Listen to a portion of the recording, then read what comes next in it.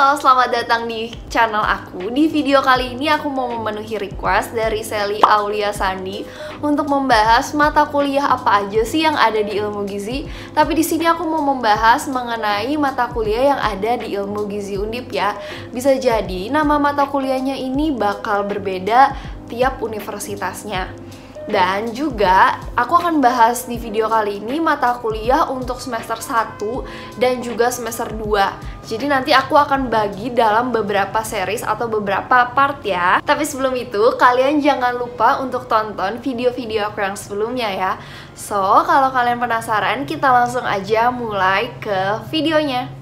Jadi di semester 1 nanti kita akan dapat 21 SKS yang terdiri dari 8 mata kuliah. Nanti kalau misalkan ada buku untuk pendamping dari mata kuliah tersebut, nanti aku akan kasih gambarnya pastinya di sebelah sini ya. Langsung aja ke mata kuliah yang pertama, itu ada Sosioantropologi Gizi. Di Sosioantropologi Gizi ini kita mempelajari hubungan manusia dengan gizi, baik nanti dari faktor internal seperti usia, terus nanti berat badan, terus nanti juga kondisi fisik, kondisi ada infeksi atau enggaknya, dan juga faktor eksternal seperti lingkungan, kebudayaan, pekerjaan, dan juga pendapatan. Yang kedua, kita akan mempelajari mengenai filsafat. Filsafat ini berhubungan nantinya dengan kajian yang mendasar ataupun umum mengenai persoalan eksistensi, nilai, akal, dan juga pikiran serta bahasa. Yang ketiga ada ilmu kesehatan masyarakat. Sesuai dari nama mata kuliahnya, ini mempelajari hubungan antara kesehatan dan juga masyarakat. Nantinya di sini kita akan mempelajari gimana caranya mencegah penyakit dan memperpanjang hidup melalui pengorganisasian suatu masyarakat. Misalkan nanti ada penerapan PHBS, perbaikan sanitasi, serta penyuluhan. Yang keempat, ada pendidikan Pancasila dan kewarganegaraan. Ini hampir sama aja waktu kita belajar PKN di masa SMA. Ini tujuannya supaya kita tuh nggak lupa sama bangsa Indonesia dan juga lebih cinta tanah air. Yang kelima, ada kimia dasar. Jadi kimia dasarnya ini hampir sama kayak yang di SMA, bedanya cuma nanti kita ada praktikumnya aja. Jadi kalau misalkan kalian udah ngerti kimia yang pas di SMA, aku jamin pas kimia dasar di semester 1 ini akan terasa lebih mudah. Yang keenam, kita belajar mengenai ilmu gizi dasar. Di ilmu gizi dasar ini nanti kita belajar mengenai nutrien, baik itu makronutrien dan juga mikronutrien. Kalau misalkan kalian belum tonton videonya, kalian tonton dulu ya video makro dan juga mikronutrien. Nanti biasanya di sini kita pakai bukunya itu Prinsip Ilmu Gizi Dasar oleh Sunita Almatsir.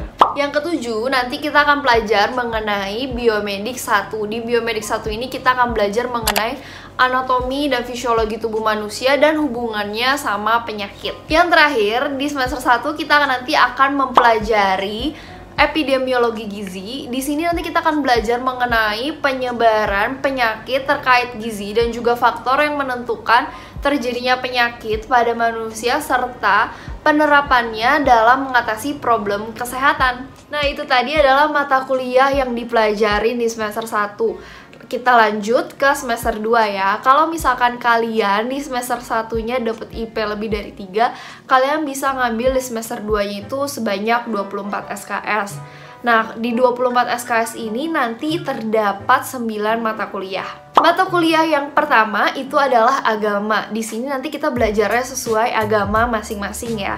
Untuk mata kuliah yang kedua ini ada kimia pangan.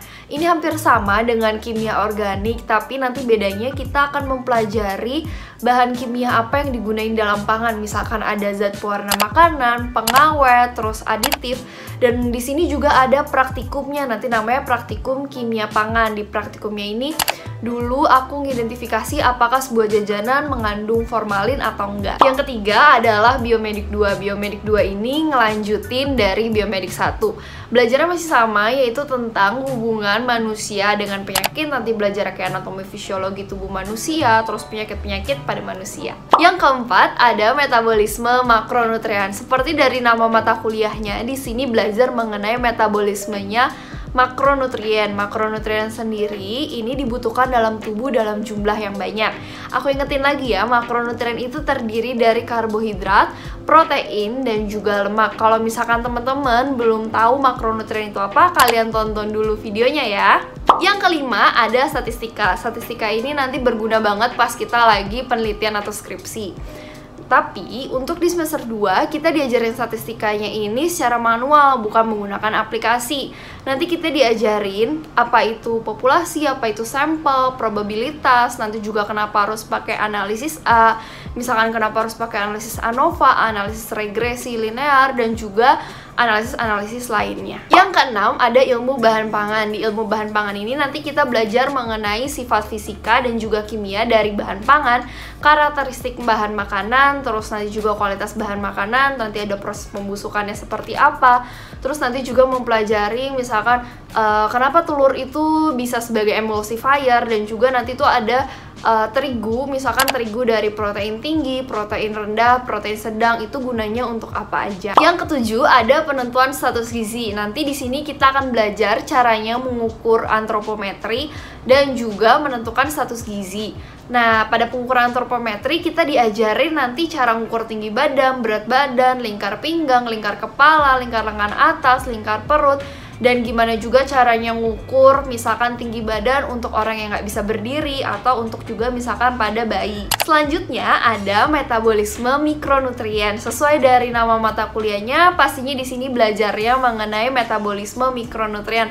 Aku ingetin lagi ya, mikronutrien adalah nutrien yang dibutuhkan oleh tubuh dalam jumlah yang nggak terlalu banyak. Misalkan kayak vitamin dan mineral. Untuk lebih jelasnya kalian bisa tonton video aku yang judulnya mikronutrien ya. Yang terakhir ada proses asuhan gizi. Di sini nanti kita tuh dikasih gambaran asuhan gizi itu seperti apa, terapi gizi itu tuh nanti seperti apa. Aku nggak bosan-bosan buat ingetin kalian kalau proses asuhan gizi itu berkaitan dengan ADIME, asesmen, diagnosis, intervensi, monitoring, dan juga evaluasi. Itu tadi adalah mata kuliah yang ada di semester 1 sama 2. Semoga kalian nggak pusing dan malah tambah yakin untuk masuk ke ilmu gizi ya. Sekian untuk video kali ini, semoga apa yang aku sampaikan bisa bermanfaat untuk kalian semua. Kalau misalkan aku ada salah kata, aku minta maaf. Kalau misalkan kalian punya kritik, saran, dan kalian mau request video apa, jangan lupa untuk tulis di kolom komentar di bawah ya. See you on the next video, bye-bye!